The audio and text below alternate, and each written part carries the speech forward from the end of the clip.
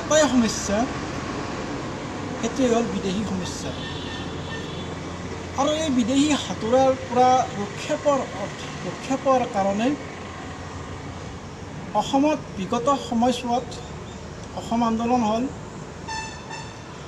এই আন্দোলনত অসমৰ বহুত সফল ডেকাই বহুতো মাতৃৰ বুকুদান কৰি তেজেৰে ৰঙীন হৈ মৃত্যুবৰণ কৰিবলগীয়া হ'ল। কিন্তু তথাপিতো অসমত বিদেশী সমস্যা সমাধান নহ'ল, কিয়নো অসম আন্দোলনত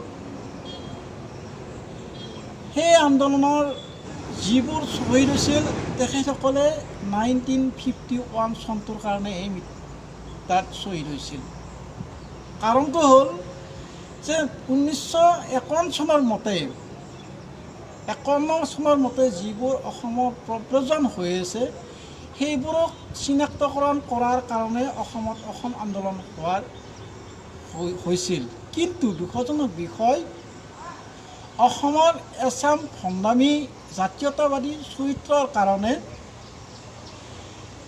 1985ৰ 15 আগষ্টত এই ভণ্ড জাতীয়তাবাদী চৰিত্ৰৰ লোকে কি কৰিলে, 1971 ভিত্তিবৰ্ষ হিচাপে লৈ অসমত বিদেশী চিনাক্তকৰণ ভিত্তি হিচাপে ল'লে। আৰু যাৰ কাৰণে হয়তো আজি অসমত বহুতো বিদেশী লোক অসমত দপদপাই চলি আছে। আৰু যাৰ কাৰণে হয়তো অসমত আজি কি হৈছে, সাধাৰণ অসমীয়া লোকৰ জীৱন নিৰ্বাহ কৰাত ব্যাঘাত জন্মিছে। আৰু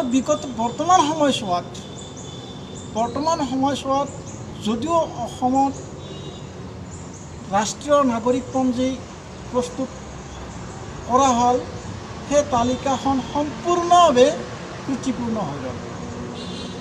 আৰু সেই ৰাষ্ট্ৰীয় নাগৰিকপঞ্জীখনত বহুতো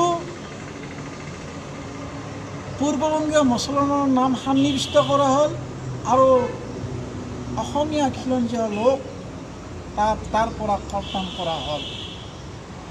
তথাপিতো যিবোৰ জাতীয়তাবাদী চেতনাৰ লোক আছিল তেখেতসকলে নীৰৱতা অৱলম্বন কৰি কেৱল তেখেতসকলে কি খালে যে ৰাষ্ট্ৰীয় নাগৰিকপঞ্জীখন শুদ্ধ হোৱা বুলি তেখেতসকলে মিঠাই বিতৰণ কৰি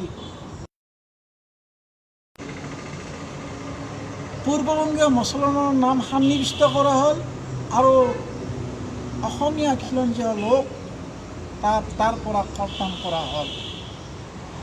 তথাপিতো যিবোৰ জাতীয়তাবাদী চেতনাৰ লোক আছিল তেখেতসকলে নীৰৱতা অৱলম্বন কৰি কেৱল তেখেতসকলে কি খালে যে ৰাষ্ট্ৰীয় নাগৰিকপঞ্জীখন শুদ্ধ হোৱা বুলি তেখেতসকলে মিঠাই বিতৰণ কৰি উপভোগ কৰিলে। গতিকে অসমৰ লজ্জাজনক আৰু দুখজনক বিষয় এইটো যে অসমত যি জাতীয়তাবাদী চেতনাৰ লোক আছে তেখেতসকলৰ ভণ্ডামীৰ কাৰণে আজি অসমত বিদেশী সমস্যাটোৱে বহুতো গ্ৰাস কৰি উঠিছে।